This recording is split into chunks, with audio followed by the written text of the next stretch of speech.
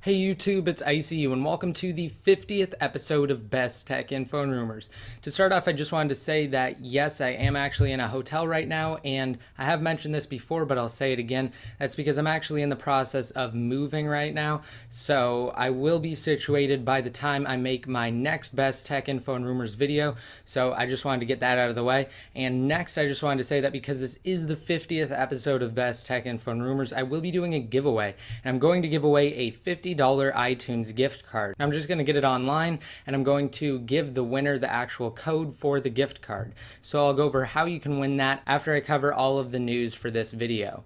And to start off the news, I want to talk about Apple. So they did actually confirm the October 4th iPhone unveiling event, and it's set to take place in Cupertino, California at Apple's campus at 10 a.m. So I will have full coverage on that, and I'll just be reporting on all of the important things that happen at the event. It's also been reported that Apple will actually release the next generation iPhone on October 14th. So Apple usually likes to release the next generation iPhone about 1 to 2 weeks after the unveiling event, and this matches up with the October 4th unveiling event because it's just 10 days away. Also, Amazon announced their new Kindle Fire tablet for only $199, and it actually looks like a really great tablet. And that's because it's not like your typical tablet. So it's not like an iPad or a touchpad or anything else that's available on the market right now. And that's because it's basically like a watered down version of Android. You can't even really tell that it's on Android. And basically you just get access to all of Amazon's services. So that includes things like the App Store, Prime Instant Video, Amazon MP3, the Kindle Bookstore, and Amazon's cloud-based storage service. And it's all in Amazon's interface, so you can download games and other applications,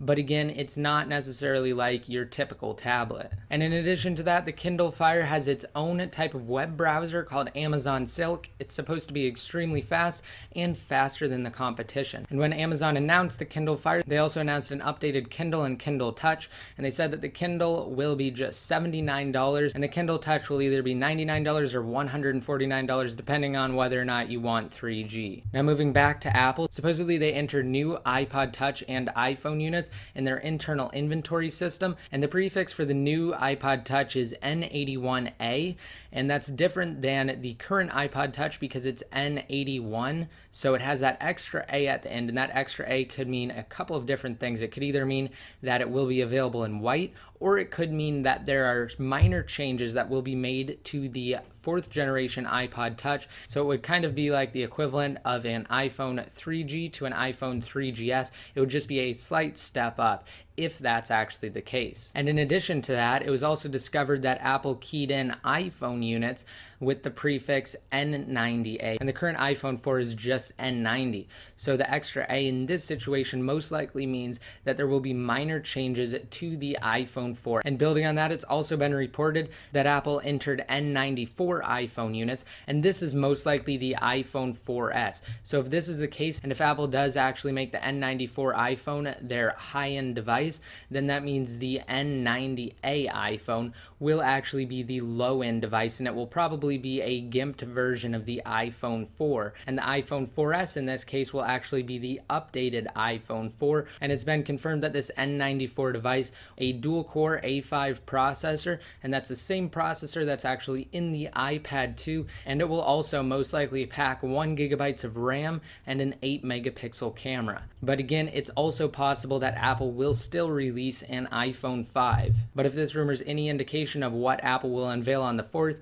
then they'll just release an iPhone 4S and most likely an even lower iPhone. And also a couple months ago, I reported that AT&T will start data throttling in October, and that basically means if you're within the top 5% of AT&T's data users, then AT&T will actually decrease your 3G speeds. So a Reddit user actually received this message, and basically because they're in the top 5%, it's highly likely that in October they will start seeing slower 3G speeds. And this user had already used 11 gigabytes of their unlimited data plan this month so far. So just make sure you guys try and keep it below that mark if you don't want AT&T to throttle your data. And supposedly Verizon will also start doing the same thing. However, Sprint said that if they do receive the iPhone, then they will not throttle the data of the top 5% users. So that's just something to keep in mind. In addition to that, it's also been reported by an inside source that Apple will offer the iPhone iPhone 5 or iPhone 4S, whatever it may be, in 3 different capacities. Now, if this is true, it's most likely that they will introduce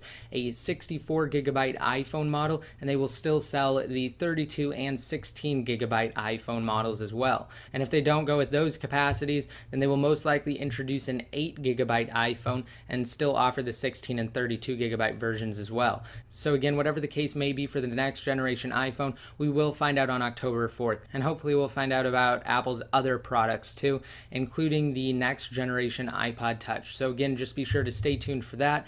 And for everybody who wants to enter my $50 iTunes gift card giveaway, just be sure to hit that subscribe button to be subscribed to me if you aren't already, and you will be notified every time I release a new video. And also rate this video up to be entered, and just leave a comment down below. And I will pick out someone's comment over the weekend, and I'll check to see if you match the requirements.